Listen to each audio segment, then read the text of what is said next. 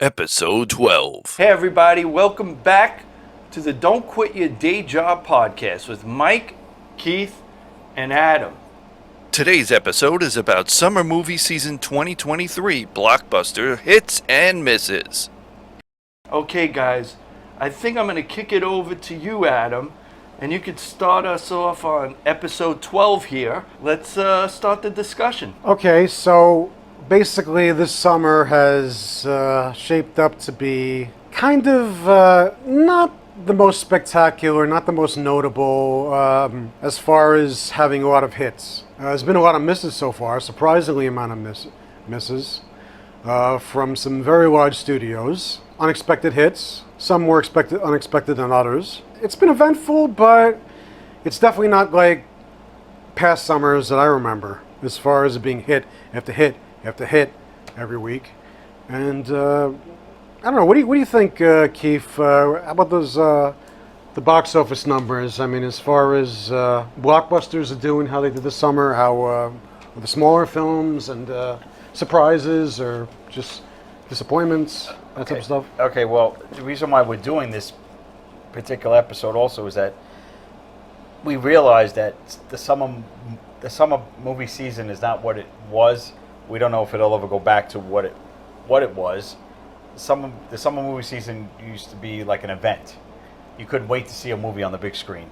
The summer blockbuster was like, oh wow, I can't. Especially when you saw a trailer 6 months to a year in advance, you were like, oh my god, I can't wait for summer 2023 when that comes out. And just getting a little teaser, it's kind of lost. I mean, maybe a lot of it could be blamed on the pandemic and people that were home and theaters not being open. The whole movie-going experience, going to the movies now is very expensive. That's not even including just the price of a ticket. It's just the concessions and stuff. Options on streaming. More options on streaming. There's more options on streaming. Everybody's streaming now. A movie that's in the movies 2 weeks later, or even at the same time, you can stream it at the same time. So there's a lot of factors that come into play. So the box office it's been a summer where there's been some hits, but a lot of misses, and then some, like Adam said, there's been a lot of surprises that when you heard the movie was coming out, you were like, I don't know about that, and now it's the biggie, one of the biggest of the summer. So I'm going to go into the numbers that I saw. These are gross numbers, keep in mind, but I want you to look at the release dates. So far, the biggest movie of the summer has been Barbie. I haven't seen it. You haven't seen it, Mike. Sorry. No. Yep. I am not seeing it. And I will see it. I just don't. I'm not running out to go see it, but I will see it eventually when it is streaming or something. I mean, Mike, is it that good? It's an entertaining movie. Remember, I have a 15-year-old daughter, so if I didn't have the 15-year-old daughter, I probably would have waited to see it at least. But yeah, we saw it with my wife and my mother-in-law. It was a fun movie. I mean, it's supposed to have messaging in it, but I think it does. It does, but it's done in a way that it's not like super offensive or anything like that. It's a fun movie. That's all I'm going to say. And why do we go to movies? For escape, for entertainment. We don't go to movies for political reasons. We go to have fun and escape the real life. But when you first knew and you saw the trailer for Barbie, you're like, I don't know about this. Can a Barbie movie? It's a. Well, Margot Robbie upsold it. What's the word? Is that what? She sold it. Right. But from what I'm hearing, Ryan Gosling is stealing the movie as Ken. Yeah. But I think she was a big selling point. Seller. She looked like. I mean, she practically looks like that. And you saw that trailer in the original trailer when they're basically. I'm not going to talk about the messaging directly, but when they're basically smashing the baby dolls, you actually see in a long shot of Margot Robbie dressed as the 1950s style Barbie, and she looks. If you basically do a side by side comparison, a split screen, I guarantee you, she's going to look almost identical to that 50s doll. Yeah. The way I have to give it to the makeup department, or whatever, the cinematography, whatever, the way they shot her, because it's just And I it's think crazy. the reason maybe why Uncanny. it's doing well is that as guys, we always had our franchises that we were able to go see. You know, girls didn't really have like an iconic thing to go see. We had Marvel, you know, on our end we had Marvel and the DC superheroes or Star Wars. I mean, yeah, you get the girls that love Star Wars too, but Barbie's such an iconic character, so I guess the word of mouth got out there, and that's why it's doing up. These now, I looked up these numbers yesterday. So far for the year, now it was released July 21st. It's done 502,608,894. So that's crazy. Number 2 for the year has been Spider-Man Across the Spider-Verse, which is the sequel to the animated movie from a few years ago. That's over 380 million, and that came out on June 2nd. So these are good numbers. It's, you know, Guardians of the Galaxy Volume 3, which is already now on streaming. I haven't seen it yet. I never saw it when it came out of theaters, but that was released on May 5th. That did 358 million, and then some of these movies are still playing at theaters also. That's kind of Guardians has been kind of a little bit of a disappointment, right, compared to the first one, right? No, it actually, this is considered one of the hits of the year. Really? Of the summer season. But but it didn't make as much as the other two. Well, yes and no, in a sense. You got to think of adjustment of numbers, but to come out May 5th, adjusted for inflation. Exactly. Number 4, your favorite, that you know, The Little Mermaid, inside joke. Anyway, that came out on May 26th, but that made over 297 million. So that's considered a hit for the summer. Well, and also that goes right to Disney, like and that's pretty quickly. Right, and that's going to be streaming on Disney Plus. I've heard The Little Mermaid is considered kind of a disappointment. No, your 297 million is not a disappointment. How much did the movie cost but to make? how much did it cost to make? Well, we'll see. But these are movies. And I've heard it cost a lot to make. I'm giving the movies that have made over the $250 million mark and up. All right, and number 5, which is still that's why it's at the top. Right, these are the top 5. Now, top is paper. Number 5 is Oppenheimer, which you shouldn't be reading on. which just came on July 21st, and that's at 250 million, but it's same day as Barbie. Right, same day as Barbie, but it's still Oppenheimer. Everyone I know that have seen it or critic is saying it's one of the greatest movies ever made. It's going to be up there for award season. The acting, performance, everything about the story. It is long. It's Christopher Nolan. He likes to do long movies. It's an adult movie, but it's got good counter programming to all the other blockbusters. It's got a good story, but I haven't seen it yet. But what I read about it, yeah. And it's going to just continue to grow. So it's going to probably turn out by year's end. It will probably be one of the top 3 movies of the year, and these are the top 5 now. There's the other honorable mention, which I know you talked about, and I don't know how much it was to make, is Sound of Freedom. Right, that's up to 169 which is amazing, million. an amazing success. Now it's made 169 million, so I don't think it had a huge budget. The budget was micro. So that's considered that's a hit. That's a hit. You sort of see it on the screen, but they did so much with the money, and in addition to the message is important. It's a dark subject. I'm sure most of you have heard about. Tell us a little bit about it, as lightly as you can. Well, Sound of Freedom basically is about child trafficking and how a Department of Homeland Security agent named Tim Ballard basically dedicated his life.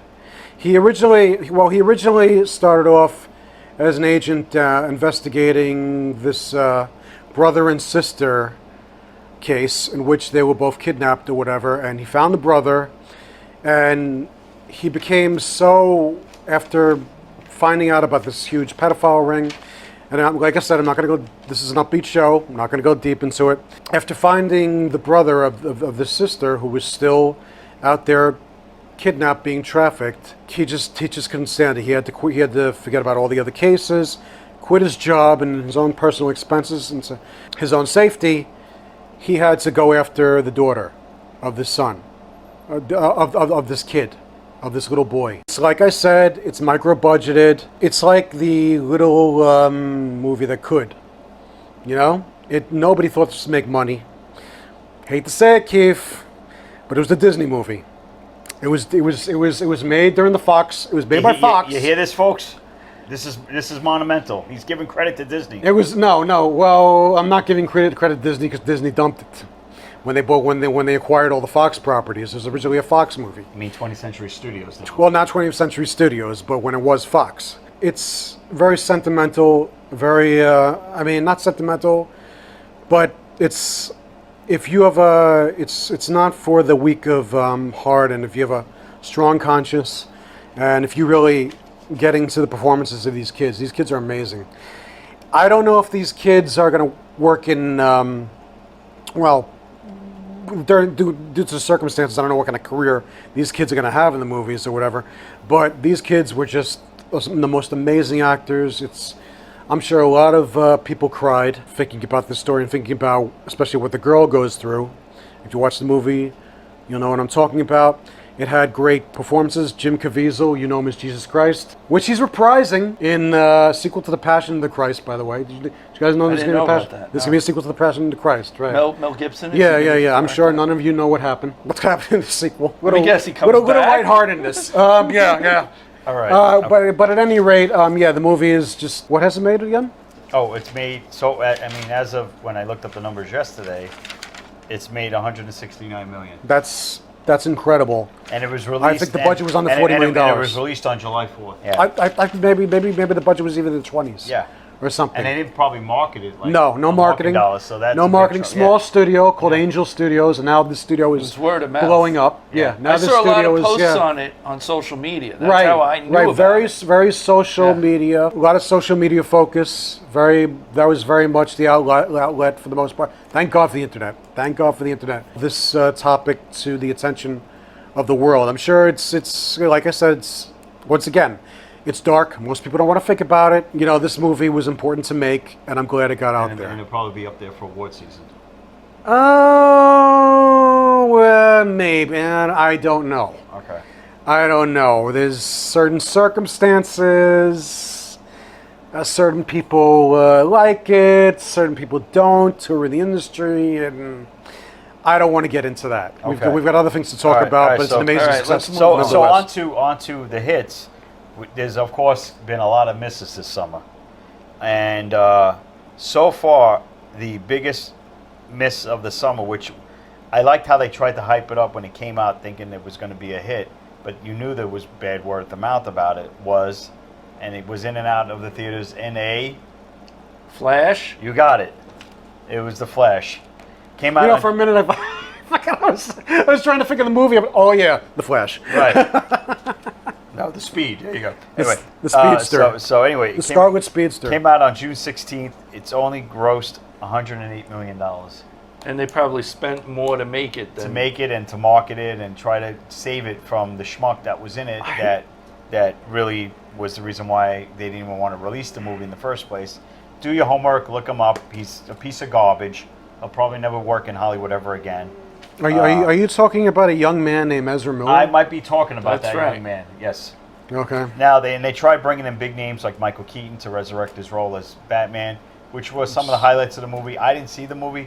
I think you did, right? I didn't see it. Oh, okay. I didn't see it either. I know some people have. They said it was okay. If I had, if it was like past summers and stuff, maybe.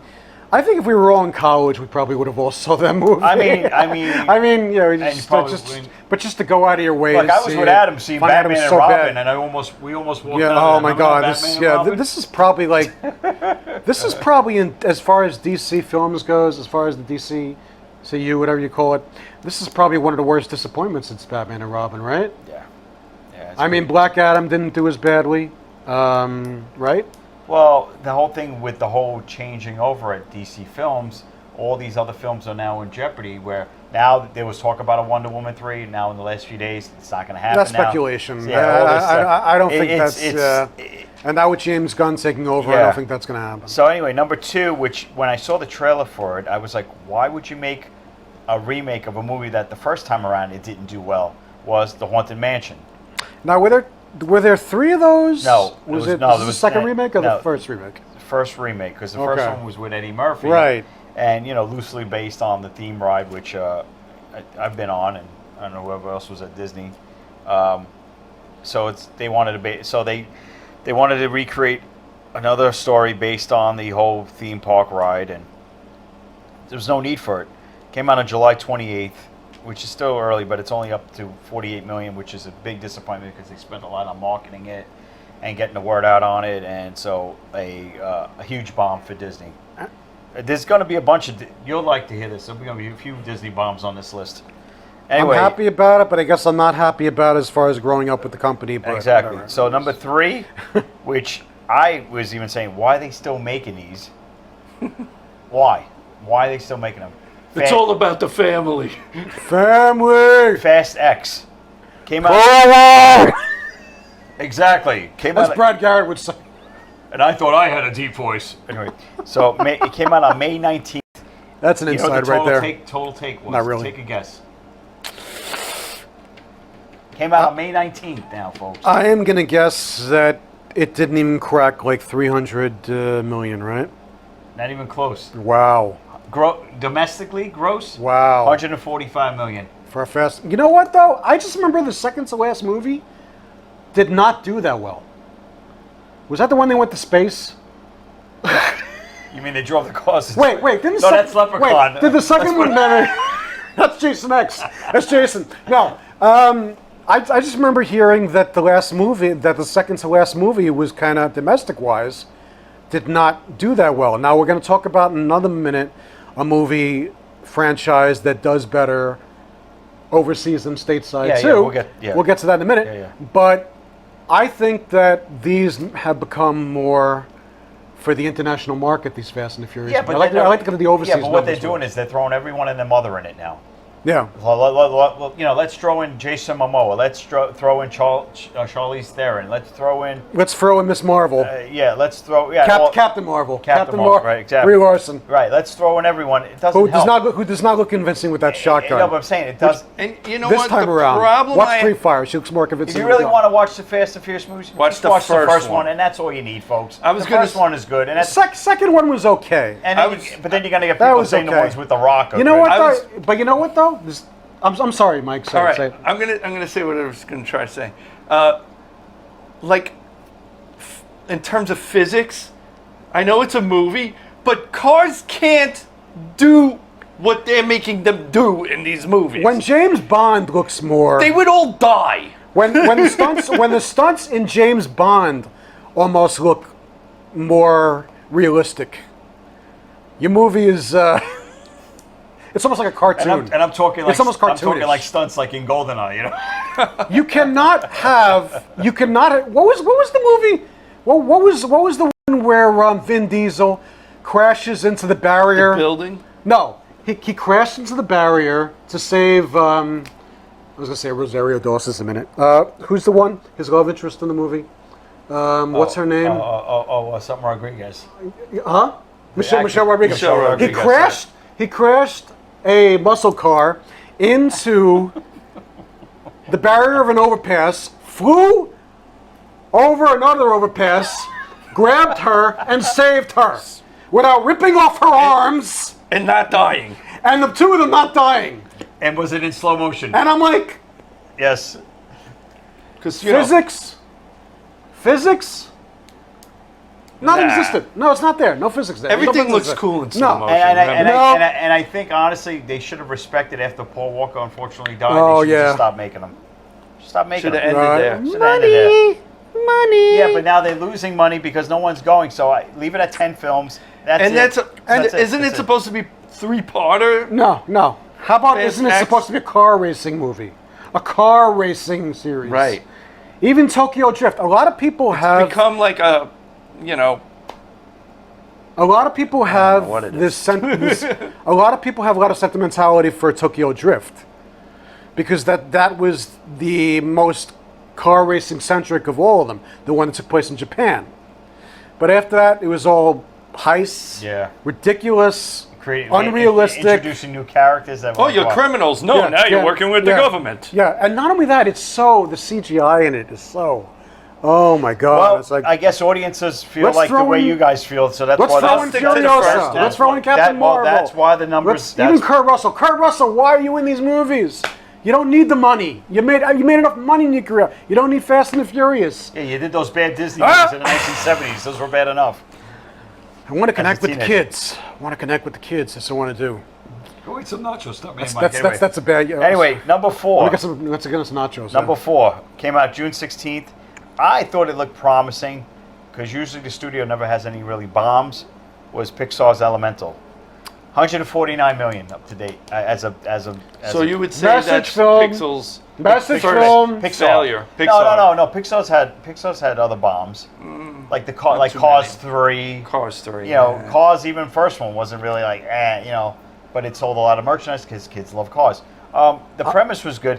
They do have, Pixar's got a whole lineup of films coming out down the road, so they're not worried about this, but the premise looked good. It just didn't do well. It is Disney Animation, but it is separate. Pixar is their own.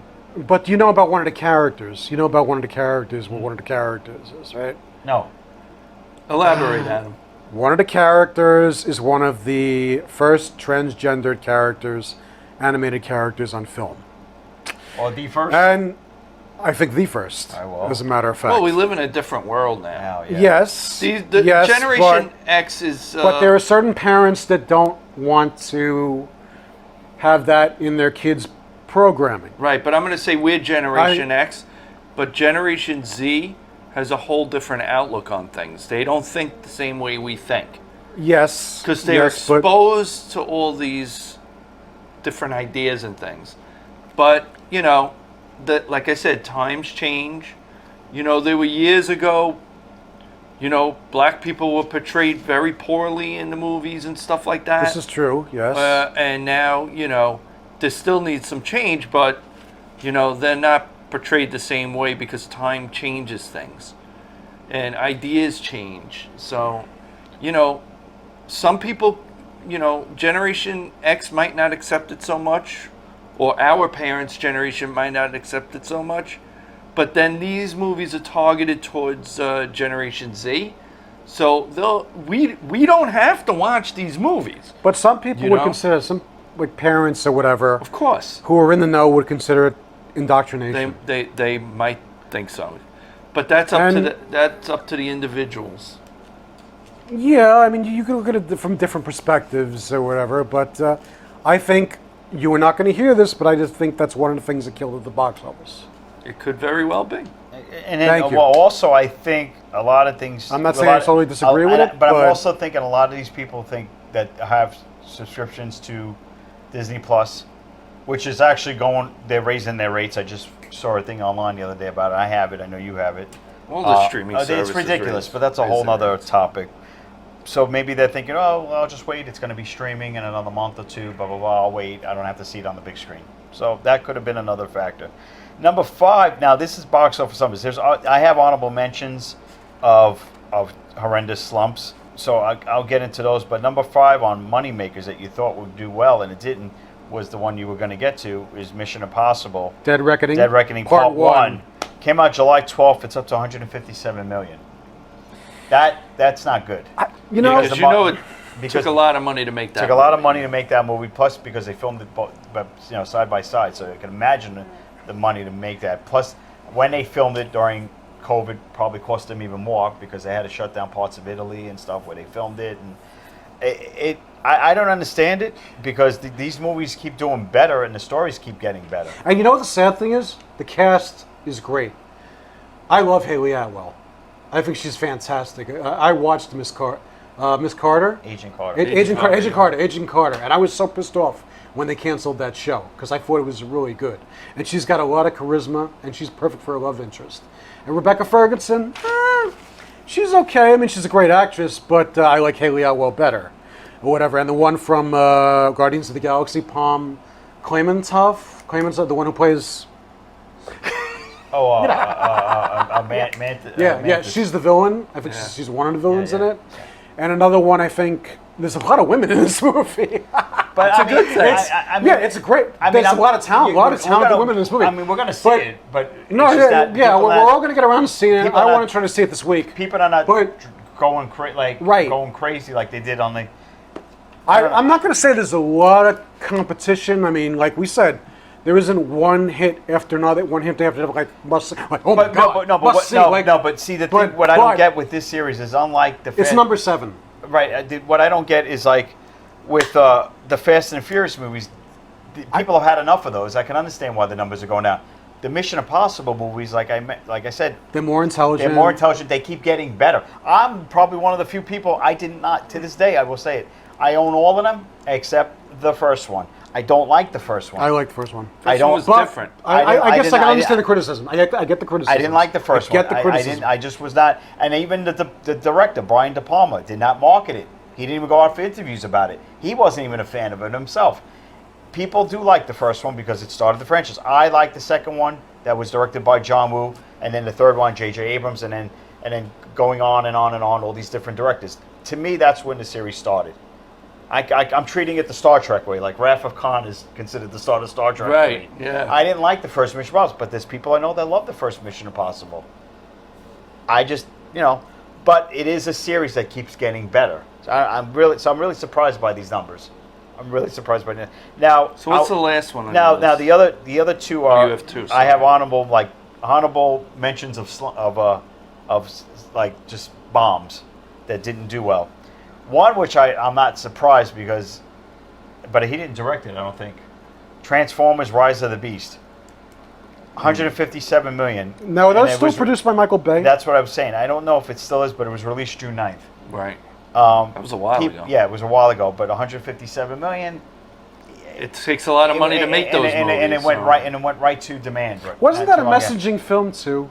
Didn't I they don't try know. to inject some messaging in there too? I don't know. Now the other one that now I'm not surprised, but I thought it would do better. But then I guess the word of mouth about it and and there was such a huge gap and the age diff and this and that was Indiana Jones and the Dial of Destiny. Ugh. Came out June 30th. It's only made 171 million. Now they marketed the hell out of that movie. Now, none of us saw that either. Nope. No. Because, This is a great movie show. We review I'm gonna say movies and we something. critique movies. But we haven't seen it yet. We haven't seen it Well, I yet. did some traveling. Hold on, and people guys. were busy. Well, So we've all got busy summers. Hold on. Let me We're adults, let me jump but- in on this conversation here. Sure. I said it to you guys off camera. The problem with a lot of these movies, if I can recall back in the day when everybody was going to the movie theater, right, before streaming and all that, they would schedule these movies in such a way that they didn't interfere with each other. So like if you're going to have a Star Wars movie, let's say, other studios and directors or producers would say, no, let's not release our movie around the time Star Wars. Like millions of people are going to go watch Star Wars, for example. So let's schedule a movie like 3 or 4 weeks after Star Wars comes out. This way, everybody that wanted to see Star Wars had already seen it. Now they could come and enjoy a different film. Now, a lot of these movies seem to be, like, to me, Oppenheimer and Barbie should not have been released at the same time. But they both However, Oppenheimer- But they're both making money. Yeah. However- it's amazing the success of Oppenheimer. However, nobody thought Barbie was going to be as successful as it was. Everybody thought at the beginning, oh, this is a joke. Oh, who's going to go see this? Everybody's gone and seen this movie. But Oppenheimer seems like a big blockbuster film, but they released it at the same time as Barbie. I guess because the producers of Oppenheimer had no idea that Barbie was going to take off like the way it did. But what I'm saying is they need to market these movies and place them at different times. They all know when these movies are coming out. Hollywood insiders know when these movies are coming out. I mean, my wife works for marketing. I can't say what company, but she does marketing for movies, and she gets those calendars early, okay? And what happens is, Hollywood insiders, they know this stuff. So if they feel like it's a big franchise, like a Star Wars, a Marvel, or like a Pixar film, or like one of these big, well-known franchises like, Fast and Furious, they've got to know in advance, okay, let's position our movie in such a place where it doesn't interfere or compete with another big movie. But they've been, franchise. But if you look at the release dates, they have done that. The summer movie season starts as early as April. It starts as early as April. I mean, if you guys really want to know, Mostly it's June and July. right? Right. A lot of them was May. Especially the end July. of May. Right after the kids get out of school. But there was one movie that came out in April, still playing in theaters. I actually caught most of it on a flight back from vacation, and I can understand why it's up to the amount of money it is for the year, and is the biggest money maker of the year so far. And it's the Super Mario Brothers movie. I'm surprised you didn't mention that before. Well, on no, your but list. yeah, but that's not. It came out in April. Right. This was summer True. movies. That's true. But if you look at Super Mario Brothers, What are the numbers? it's up to $574 million. That's And it's been- surprising. and now, and, you know, I mean, What studio put it out? Universal. Universal. Oh, okay. A lot of the hits this season, Which also is the studio of Oppenheimer. right? Yeah, like Super Mario Bros. I mean, The Little Mermaid's Disney, Spider-Man across the is Sony Pictures, Indiana Jones is Disney, Mission Impossible's Paramount, Haunted Mansion Disney, Oppenheimer's Universal, like Adam said, and then Barbie's Warner Brothers. So Universal's doing pretty. Yeah, I guess Universal's they're the good. winner of the summer. Universal's doing Well, the winner of the year, I guess. Yeah. Right?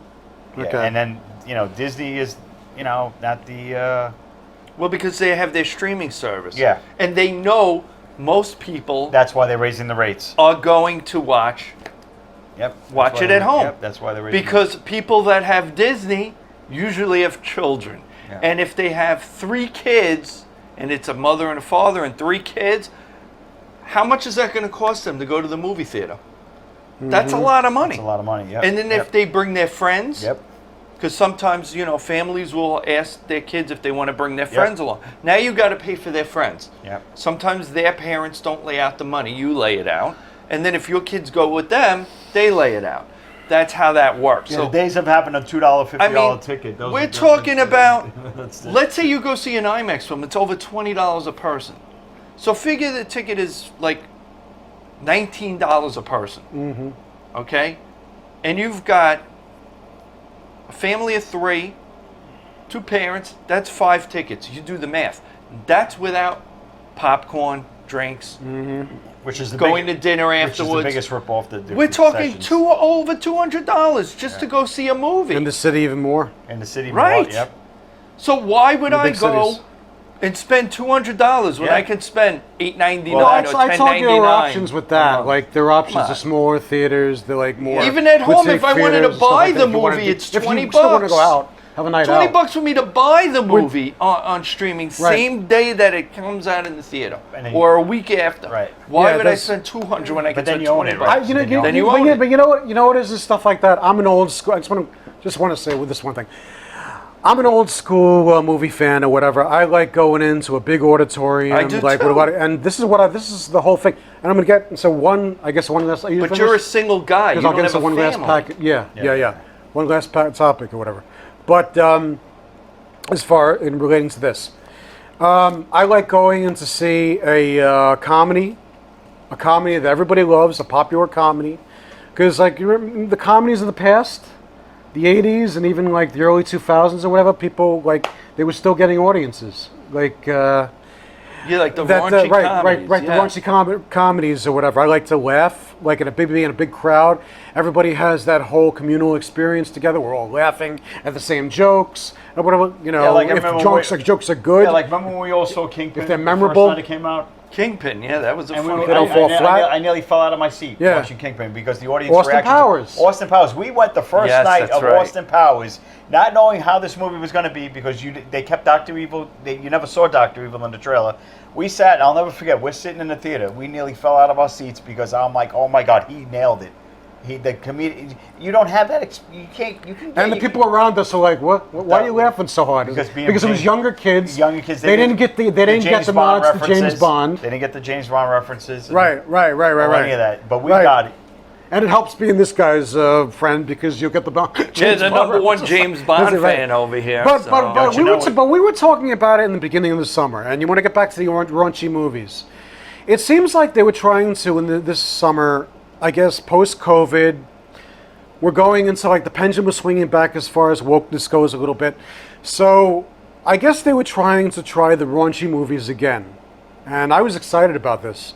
Jennifer Lawrence, major Oh my star. God. I was so looking forward to No it. hard feelings. What happens in this movie? It looks like such a good movie. How did it just die? Now, I understand that the plot is very on PC. It's about a woman in her 30s. She's trying to make money on the side or whatever, and basically... Doesn't she need like money for her It's car kind of or like, something like that? an 80s exploitation, Yeah. sexploitation plot. Yeah, she needs money to be an Uber driver or whatever. Right. To buy a car, so... I mean, I even put a trailer. This kid who's socially social awkward, media. right. She gets hired by the family to, I guess, eventually do the dirty deed with him, the kid, because he's not, below the level of. He's not like a. He's not like a troll. He's legal. He's legal. He's legal. He's legal. That's He's it. legal, but Yeah. he's socially awkward or whatever. Okay. Is America so uptight Yes, they are. that they won't watch something like this anymore? Yep. Especially with Jennifer Lawrence, or is Jennifer Lawrence's career over? I don't think Because- her career's yeah, over at all. I mean, I know that she's not as young as when she did Katniss, and when she's in Hunger Games or whatever. Even when she was younger and she was doing the David O. Russell movies, Yeah. But you got to wonder. You got to ask those two questions. And there was another movie called Joyride this summer, which was produced by Seth Rogen. Seth Rogen, and it was an all-Asian female cast, and it was raunchy. It was kind of a sex comedy. So it's Bridesmaids. Flatline. Bridesmaids with Asian women. Flatline. Nobody saw these movies. I mean, So this is kind of like, it's really disheartening to see let me this. tell you something though. Like, I mean, this climate, this political climate is no, really. No, I'm thinking if they maybe this is. I mean, what's they just want to wait till no, streaming? I think Or- that's what it is. I think or- it's just That's the or problem. VOD? I think it's just so expensive. People are tired of paying. Everything is going up drastically. Plus, Jennifer Lawrence was naked in it. All right. Well, anyway. So why don't you enjoy yourself and watch Jennifer was? Lawrence in your own home? wait, she was naked in that movie? She's naked in the. Sorry, guys, I got to go to the movie. But I'm thinking it's coming. I think it's coming down the cost. I think people are just tired. It'll of paying probably, too much money. both of those movies will probably do well on VOD. Think about it. But what got me was the Yeah. Asian. How many all Asian cast? You have Rich Crazy Asians. Rich Crazy that Asians movie did well. was It was a so comedy. good. It was so funny. It's I've heard this is raunchier. It's dirtier than Rich Crazy Asians, but still, where was the Asian audience? Wouldn't they want to go out and see like Sound of Freedom? Well, let's not be Sound of, stereotypical. well, what I'm saying is I that would like, go see that. I would go see that movie. If it's a good movie, I'm going to go even see it. even though it's directly polar opposite of everything, it's on a different side of the spectrum or whatever. A lot of Latinos went to see Sound of Freedom. Now, it took place mostly in Latin America, and it was about Latin American kids. right. So that But yes, that it piqued interest. right. Major audience from the Latin. I'm sorry, I won't say Latinx. I won't say. I will not say that word. You just did. Okay. Generation X. Sorry. Okay, whatever. But it's like I said, it's disheartening to see comedies like that fail. Because I remember what was it, 2 decades ago, less than that. You had 40-Year-Old Virgin. You had Knocked Up. You had Forgetting Sarah Marshall.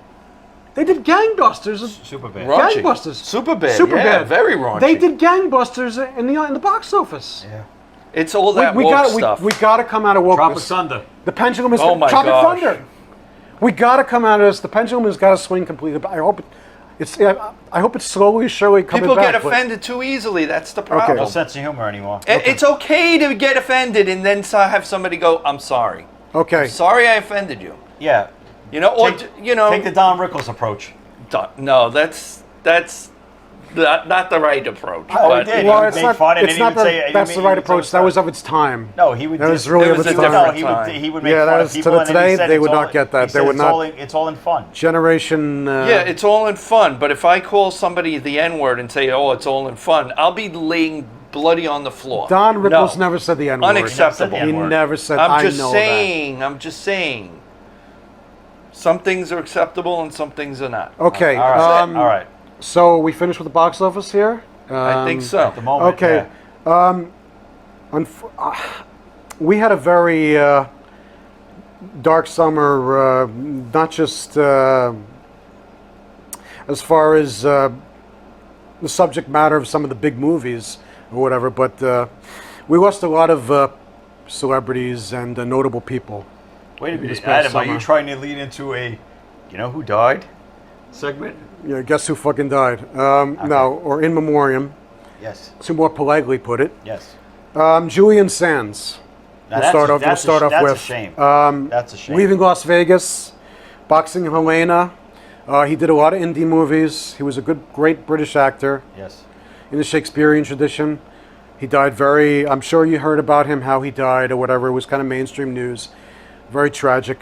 He went hiking and No. they never found him, and then they. It's an unbelievable story. Treat Williams That's a shame. That's a tragedy. from Prince of the City. My dad used to love Prince of the City, being a cop. It was a very realistic. Sidney Sidney Lumet. Lumet did it. Sidney Lumet. Who did also Serpico? Yes. That's right. And the verdict. And the verdict, right, yeah. We keep going on. With And Treat Williams was also in Devil's Own And- with Sarah Harrison Ford and and Brad Hair. Pitt. And Hair, right. going all the way back. And one of my favorite movies that nobody probably remembers, a zombie comedy with Yes, Joe just- Piscopo yeah, called Dead Heat. Yeah. Which showed that he really had a sense of humor. He was really It's not cool. for a movie that was that bad with Joe Piscopo. I love that movie. I love it. Yeah. What is it with the you like? You know, we all have a favorite Joe there's Piscopo a- movie. there's He's a- got that. Mike's got Johnny Dangerously, and I got I love Wise those Guys. too. Wise Guys. And I Joe got Wise Piscopo Guys. made great and I got movies. Wise Guys with Danny DeVito. Speaking what about- of Brian De Palma earlier from Mission Impossible, Brian De Palma's only comedy. keeping Wise the Guys. separation between the Wise more The and Guys. karate movie that A little, Joe little, Piscopo little likeness did. between the Joe Piscopo, the karate death movie. announcements. What was it called? I don't know. It was a karate movie with Joe Piscopo. I don't know. And Chuck Norris. I don't know. Oh my God! We talked about this a while back. Did we? Was Sidekicks? Sidekicks, yeah. Joe Piscopo was in that? Yeah, he played like almost like a Creed. Was Ernie Reyes Jr. in that? Yes, he was. Yeah. No, it wasn't. No, Sidekicks was a Sidekicks. TV series. No, it's Sidekicks. No, that was the TV No, series. but Sidekicks was Ernie Reese Jr. and Gil Gerard. I was Oh so yeah, I'm getting that and that movie confused. No, you're talking was about so- you're talking about the one with Chuck Norris and Jonathan Brandis. right. From Deep Space. And, Deep and Space. Joe Piscopo Okay. was the bad guy. Okay. He played like a Crease okay. character. okay. We're almost. We'll put the title through. of the name of that movie up on Right. the screen. Glenda Jackson. Two-time Academy Award winner. Right. And also went into politics later on in her If life. you don't know who she was, she's very much like the actress Vanessa Redgrave. Yeah, very good actress. Who else would you compare it to? The British, you know. I forgot her name right now. Over my head. Frederick Forrest from Apocalypse Now, Falling Down, Valley Girl. Great actor. Here's one you may not know. Paxton Whitehead. He was in Back to School. He was Rodney Dangerfield's kind of pompous teacher, professor. Oh, In Back- okay. yes, He was yes, he was yes. He was the one that said something about Kurt Vonnegut. Right, Right, Giving the no, bad right, grades? right. he was the one going out with. That's enough, Mr. Madden. He was the one going out Maybe with bribes He was and kickbacks, or the way you do business. he was the one going out with Sally Kellerman, and then Right. she dumped him Exactly. to go to Mr. to go with Dangerfield's Mellon character. Right. So rest in peace, Mr. Whitehead. Yes. Okay, this is a big one. Paul Rubens. Yeah. I was shocked when I heard that news. He was a lot more than Pee Wee. Yes. No, that's we for loved him as sure. Pee Wee. We all grew up with Pee Wee's Playhouse, and we lost more than one great comic actor from that show too. Before that, Phil Hartman years Yeah, ago. yeah, Yes. yeah. Who played Cowboy? You know, he wasn't Cowboy Curtis. No, that- that was Lawrence That was Fishburne. Lawrence Fishburne. Right. It was Right. Larry Fishburne at Right. the Right. time. And it was Larry Fishburne at the time. Just he Pee- was also. Pee Wee's Playhouse was way ahead of his time. But Rubens also. Cheech and Chong movies. Right. How many did he do? Did a I was bunch. just thinking about that. Did he bunch. really do a bunch? Did a bunch. Yeah. And also very very unfamily related material. and he was Compared also to what he did on. right, and then also the Blues Brothers. Remember, he had these. He was the smaller waiter in the bits. He was Blues Brothers. He was the in the waiter Blues there. Brothers, We have a yeah. Dom Perignon Yeah. at $250. Yeah. That'll be fine. Think of it. No, he's just a very, very talented guy. Also, he was in the Buffy movie. the He was in Vampire. Blow. Yes. he was in the movie Blow. excellent in Blow. Right, Blow. right. So was Bobcat Goldthwait too, by the way. Yes. Yes. Good And he comedic actually- actors and go one of, playing and straight one of his Blow. last acting things that I remember watching Paul Rubens on a consistent basis was when he was on Gotham. That's Oh right. yes, right. He was good on that. and right. He was the actually- Penguin's father. The Penguin's father, Yes, literally. Cobblepot. Which was the second time playing the part because he played it in Batman Returns in the beginning of the movie. Yeah. So, Because working with Tim Burton again. and I know some of you are going to say that Paul Rubens, you may remember being our age, he's known for something else. But forget about that. Forget about all his great. Yeah, but he had a comedic sense of perform- humor. Yeah, but after the whole incident happened, he ended up showing up at the MTV Video Music Awards. Or Heard something. any good jokes lately? Right. So he had a sense of humor, literally. Yes. Yeah. And I yeah. heard from all these posts on social media that I saw that he was just a sweetheart of a That's what I've guy. heard Yes, he was. He Yes. remembered everyone's birthday. Yeah, I wanna go back He and see sent some of the all interviews, his too. friends Yeah, that's Christmas what he said. cards and everything. Speaking of there's a podcast I listen to also with Phil Roosevelt, who Somebody Feed Phil, who has the TV show, but he has a podcast. And From he had- Everybody Loves Mary, the producer. Yeah, the producer, but he actually had Paul Rubens on because he was a close, they were good friends. He had him on too, and they were talking. So he did a big tribute about him online. They said he was a very nice man. Very, very nice man. So sincere, very thoughtful, very smart. Very smart. So, I mean, to come up So with was a loss. To come up with It was a a big loss. character like Pee Wee, it was, and if you want, go back and watch, Pee-wee's Playhouse? Pee-wee's Big Adventure. Oh, The, that the, too. the, the comedic timing is just perfect. And there's still Yes. a lot of things in Pee-wee's Big Adventure that, to this day, people bring up. Directed by Tim the Burton. great Tim Burton, who Yeah, did yeah, Batman, yeah. and a lot of other great films Yeah. like Sleepaway So Hollow. and who everything. else do we have on this list? Which This is the last very biggie. William Friedkin. Yeah. I heard what that- about Tina Turner? You didn't put her in this list? Oh, we mentioned that in a previous No, podcast. I That's think true. we did. We We did did mention actually. that in yeah. a previous- And just to let Okay. everybody know, these deaths happened already a while back. Yes, but these people were still iconic. A lot of them. Some were good, great character actors, but others were iconic, like Friedman. Friedman directed The Exorcist. He directed The French Connection. He directed Keith's favorite movie, Cruising, with Al Pacino. It's a schmuck. To Live and Die in L.A. To Live and Die in L.A. Plus things that you forget that he directed. Yes. I know. For example, Blue Chips Yes. yeah, Nick Nolte. with Yeah. Shaq. Yeah. With Shaq, Yeah. right? Rules of Engagement with Matt Damon and Samuel L. Jackson. The thing with William Friedkin is I was talking about him to my girlfriend like 2 days or a day before he died.